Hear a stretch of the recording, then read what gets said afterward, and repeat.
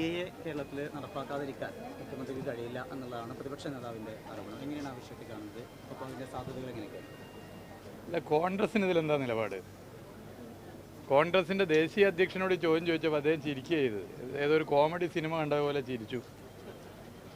അതിൻ്റെ പിന്നിലിരുന്ന ആലപ്പുഴയിലെ UDF സ്ഥാനാർത്ഥി കൂടിയായ ദേശീയ നേതാവും ചിരിച്ചു. നിലപാട് പറഞ്ഞിട്ടില്ല. ഈ നിയമം നടപ്പിലാക്കാനുള്ള ശ്രമം നടത്തിയത് മുതൽ കോൺഗ്രസ് ഇതിലെടുത്തിട്ടുള്ള സമീപനം നമുക്കറിയാം. ഒരു നിലപാടില്ല. ഓരോ പഞ്ചായത്തിലും കോൺഗ്രസിന് ഓരോ നിലപാട്. ആ പഞ്ചായത്തിന് അന്തരീക്ഷം നോക്കി നിലപാട് പറയുകയാണ്. തമിഴ്നാട് മുഖ്യമന്ത്രി കേരളത്തിൻ്റെ ഈ നിശ്ചയദാർഢ്യത്തോടു കൂടിയുള്ള കേരള സർക്കാരിൻ്റെ നിലപാടിൽ പ്രചോദനം ഉൾക്കൊണ്ട് തമിഴ്നാട്ടിൽ ഇത് നടപ്പിലാക്കാൻ അനുവദിക്കില്ല എന്ന് ബഹുമാനപ്പെട്ട തമിഴ്നാട് മുഖ്യമന്ത്രി സ്റ്റാലിൻ പറഞ്ഞിട്ടുണ്ട്. അവിടെ കോൺഗ്രസ് സ്റ്റാലിനോടൊപ്പമാണ്. സ്റ്റാലിൻ ആ പ്രഖ്യാപനം നടത്തിയതിനെക്കുറിച്ച് എന്താണ് കേരളത്തിലെ ഈ പറഞ്ഞ കോൺഗ്രസ് നേതാക്കന്മാരുടെ അഭിപ്രായം? സ്റ്റാലിനോടൊപ്പമാണോ കേരളത്തിലെ പ്രതിപക്ഷ നേതാവ്? സ്റ്റാലിനെതിരാണോ?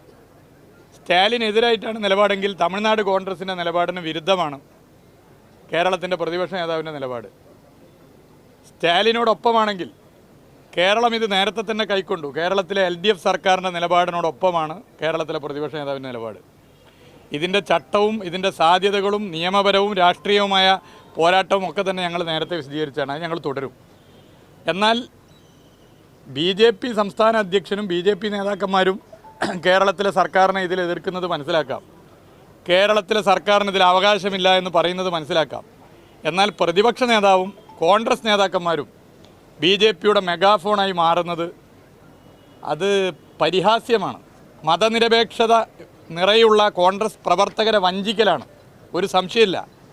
പിന്നെ പ്രക്ഷോഭങ്ങൾ പ്രത്യേകിച്ച് കേരളത്തിൽ നിന്ന് വരുന്നത് എത്രയെത്ര നിലയിൽ നമ്മുടെ രാജ്യത്ത് ആളിക്കത്തിയിട്ടുണ്ട്.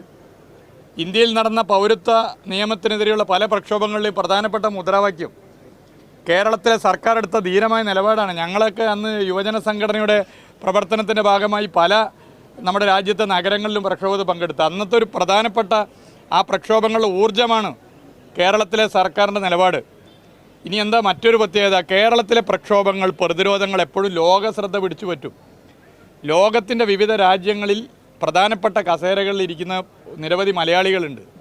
കേരളം ഏതൊരു വിഷയത്തിൽ ഉയർത്തിപ്പിടിക്കുന്ന പ്രതിരോധം, ഇപ്പോൾ കോവിഡിനെതിരെ കേരളം നടത്തിയ പ്രതിരോധം ലോകത്താകെ ശ്രദ്ധ പിടിച്ചു പറ്റിയില്ലേ? ഈ പൗരത്വ നിയമം ആദ്യമായി നിയമസഭയിൽ പ്രമേയം അവതരിപ്പിച്ച് കേരളം മുന്നോട്ട് വന്നു, ലോകമാകെ ശ്രദ്ധിച്ചു. കേരളം ഉൾപ്പെടെയുള്ള സംസ്ഥാനങ്ങളിൽ നിന്നും വരുന്ന പ്രക്ഷോഭമാണ് ലോകത്തെ സംഘടനകൾ ഉൾപ്പെടെ നരേന്ദ്രമോദി സർക്കാരിനെ ചോദ്യം ചെയ്യാൻ രംഗത്ത് വരുന്നതിന് കാരണം. അപ്പോൾ അതിന് വെള്ളമൊഴിച്ച് തണുപ്പിക്കാനുള്ള പണിയാണ് ഇപ്പോൾ പ്രതിപക്ഷ നേതാവും കോൺഗ്രസ് നേതാക്കന്മാരും എടുക്കുന്നത്. അവരുടെ സംസ്ഥാന സർക്കാരുകൾക്കൊന്നും ഇതൊന്നും പറ്റൂല. അതുകൊണ്ട് നമ്മളാരും ഇതിൽ നിലപാടെടുക്കേണ്ട എന്ന സമീപനം ഒരു ഭാഗത്ത്. ഓരോ പഞ്ചായത്തിലും കോൺഗ്രസിന് ഓരോ നിലപാടാണ്. ഇതെന്തൊരു പാർട്ടിയാണ്? ഇതാണ് പൊതുവെ ഈ വിഷയത്തിൽ പറയാനുള്ളത്.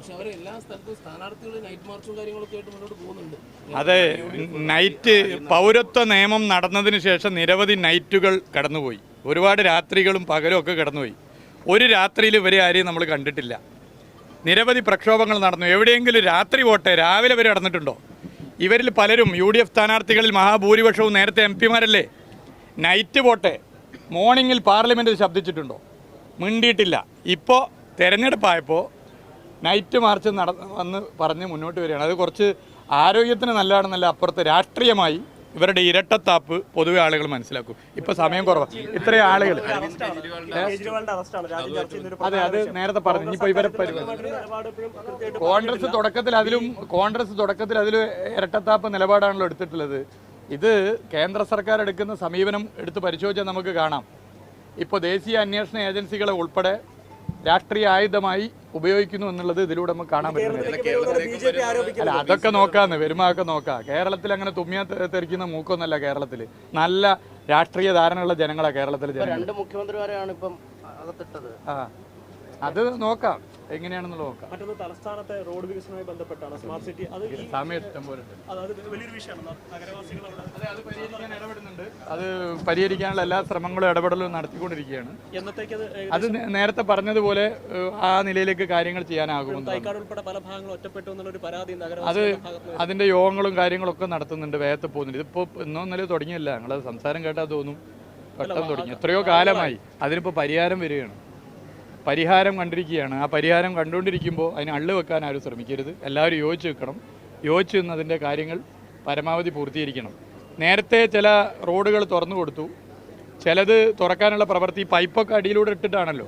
അന്ന് ആ കുഴി ചാടിയിട്ടാണ് ചിലർ പറഞ്ഞത് ഇതാ ഈ റോഡ് ഇപ്പോഴും പറഞ്ഞ തീയതിക്കായില്ല. അന്നും ആ പറഞ്ഞ തീയതിയിലല്ലായിരുന്നു. അന്ന് പറഞ്ഞ റോഡ് വേറെ ചിലതായിരുന്നു. എന്നാൽ പറഞ്ഞ തീയതിയിൽ തുറക്കുമെന്ന് പറഞ്ഞ റോഡുകളുടെ കുഴി ചാടിയിട്ടാണെന്ന് ചില റിപ്പോർട്ടർമാർ ഇടപെട്ടത്. ഞാൻ പറഞ്ഞല്ലോ, തെറ്റായ ചില പ്രവണതകൾ അതുമായി ബന്ധപ്പെട്ടുണ്ടായിരുന്നു.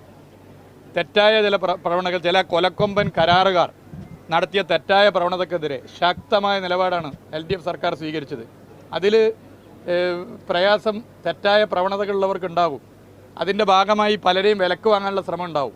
അങ്ങനെ പല നീക്കവും ഉണ്ടാവും. അതിനെയൊക്കെ ഇല്ലായ്മ ചെയ്തുകൊണ്ടാണ് മുന്നോട്ട് പോകുന്നത്. ഇതിൻ്റെ പോസിറ്റീവ് സൈഡാണ് മാധ്യമപ്രവർത്തകർ വാർത്തയായി നൽകേണ്ടത്.